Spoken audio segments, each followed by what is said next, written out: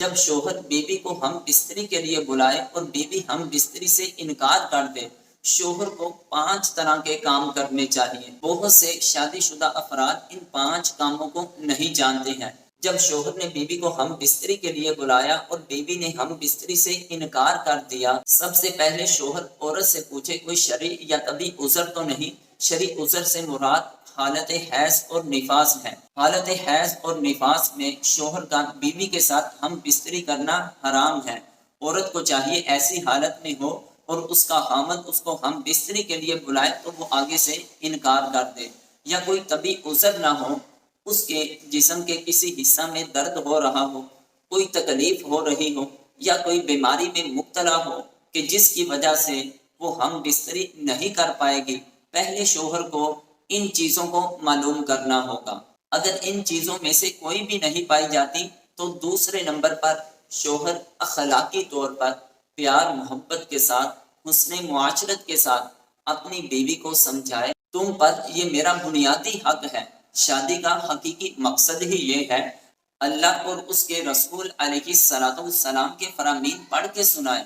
جو عورت بغیر کسی عذر کے اپنے شوہر کی بات نہ مانے، اس سے ہم بستری کے لیے تیار نہ ہو اور شوہر اس پر ناراض ہو جائے تو اللہ کے فرشتے اس عورت پر مسلسل لعنت بھیجتے رہتے ہیں یہاں تک کہ وہ عورت اپنے شوہر کو راضی نہ کر لے۔ اگر شوہر اپنی بیوی کو ہم بستری کے لیے بلائے، بیوی آگے سے انکار کر دے تو وہ نماز پڑھے، نیک اعمال کرے تو اللہ تعالیٰ کی بارگاہ میں اس کے نیک اعمال بھی قبول نہیں ہوتے۔ پھر نبی کریم علیہ الصلوۃ والسلام کے یہ فرمان کا خلاصہ ہے کہ عورت اگر تنور میں روٹی لگائے ہوئے ہے، اس کا شوہر اس کو ہم بستری کے لیے بلائے، وہ روٹی کو تنور میں چھوڑ دے، مرد کی آ کر اس حاجت کو پورا کرے۔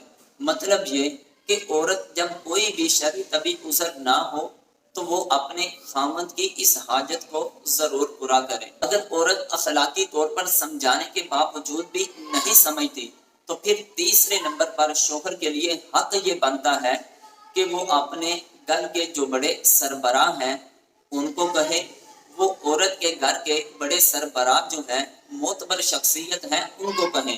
جب ان کو آپس میں کہا جائے گا، وہ عورت کو آ کر پیار محبت اخلاقی طور پر سمجھائیں گے تو یقینی طور پر عورت اس چیز کو سمجھ جائے گی۔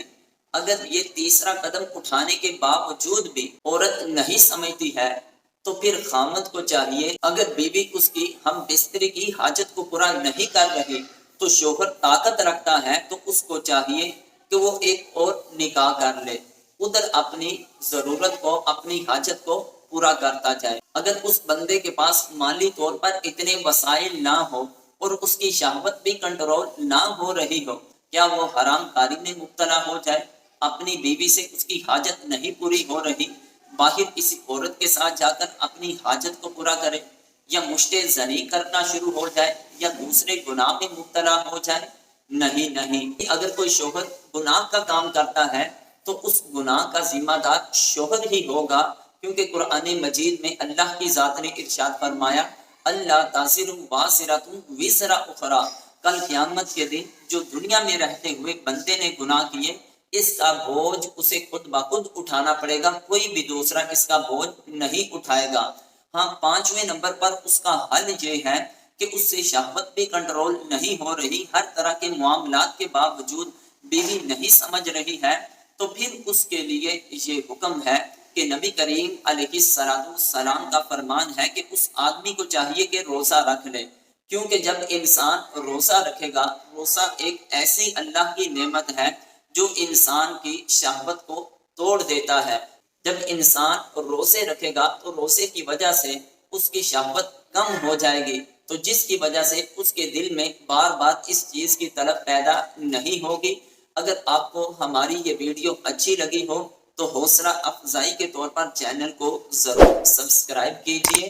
اگر کسی کے متعلق کوئی بھی آپ کے ذہن میں سوال ہو تو کمنٹس کی صورت میں آپ سوال کر سکتے ہیں۔ السلام علیکم ورحمۃ اللہ وبرکاتہ۔